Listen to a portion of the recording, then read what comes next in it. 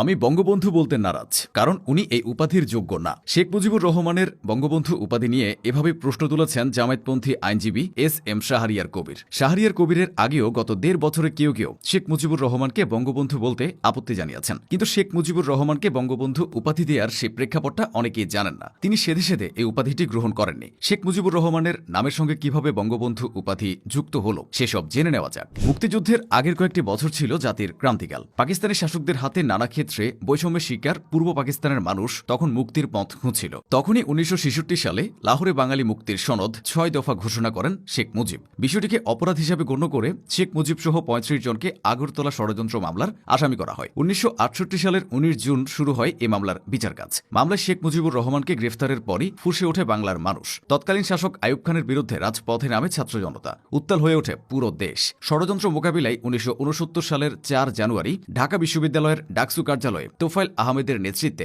সর্বদলীয় ছাত্র সংগ্রাম পরিষদ ১১ দফা কর্মসূচি ঘোষণা করে। আগরতলা ষড়যন্ত্র মামলার অন্যতম আসামি সার্জেন্ট জহুরুল হককে ১৫ ফেব্রুয়ারি ক্যান্টনমেন্টের অভ্যন্তরে নির্মমভাবে হত্যা করে সান্ধ্য আইন জারি করে সামরিক সরকার। কিন্তু এই সান্ধ্য আইন ভঙ্গ করে রাজপথে প্রতিবাদ মিছিল করে ছাত্র সমাজ। ১৮ ফেব্রুয়ারি পাকিস্তানি সেনারা রাজশাহী বিশ্ববিদ্যালয়ের শিক্ষক ড শামসুজ্জোহাকেও হত্যা করে। এই ঘটনার পর আইয়ুব খান আবার সান্ধ্য আইন জারি করেন। এর প্রতিবাদে ২০ ফেব্রুয়ারি মিছিলের নগরীতে পরিণত হয় ঢাকা। আইয়ুব খান তখন সান্ধ্য আইন প্রত্যাহার করে নেন। ২১ ফেব্রুয়ারি শহীদ দিবসে পল্টনে শেখ মুজিবুর রহমান সহ গ্রেফতার করা সব রাজবন্দীদের নিঃশর্ত মুক্তির দাবিতে ২৪ ঘণ্টার আলটিমেটাম দেয় সর্বদলীয় ছাত্র সংগ্রাম পরিষদ। আর ওই আলটিমেটামে বাধ্য হয়ে ২২ ফেব্রুয়ারি শেখ মুজিব সহ সব রাজবন্দীকে বিনা শর্তে মুক্তি দিতে বাধ্য হন আইয়ুব খান। আগরতলা ষড়যন্ত্র মামলায় কারাগার থেকে নিঃশর্ত মুক্তির পর ২৩ ফেব্রুয়ারি ছাত্র সংগ্রাম পরিষদের পক্ষ থেকে বঙ্গবন্ধু শেখ মুজিবকে রেসকোর্স ময়দানে, বর্তমানে সোহরাওয়ার্দী উদ্যানে গণসংবর্ধনা দেয়া হয়। সেখানে তৎকালীন ডাকসু ভিপি তোফায়েল আহমেদ শেখ মুজিবুর রহমানকে বঙ্গবন্ধু উপাধিতে ভূষিত করেন। উপস্থিত লাখ লাখ লোক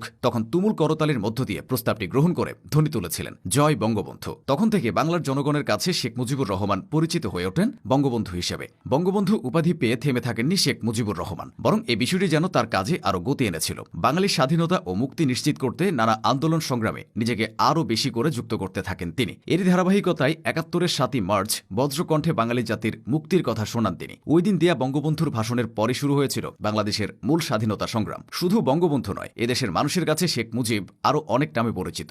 দেশের মানুষকে শাসকদের গোলামি থেকে মুক্ত করতে ও স্বাধীনতার চেতনা জাগাতে বঙ্গবন্ধু হেঁটে বেরিয়েছেন বাংলার পথে প্রান্তরে। দেখেছেন মানুষের কষ্ট, শুনেছেন যাতনার গল্প, একই সঙ্গে তাদের দেখিয়েছেন মুক্তির স্বপ্ন, করেছেন ঐক্যবদ্ধ। এর মধ্য দিয়ে গ্রাম বাংলার মানুষের কাছে তিনি হয়ে ওঠেন মুজিব ভাই। এই নামটি বেশ জনপ্রিয়তা পায় সবার কাছে।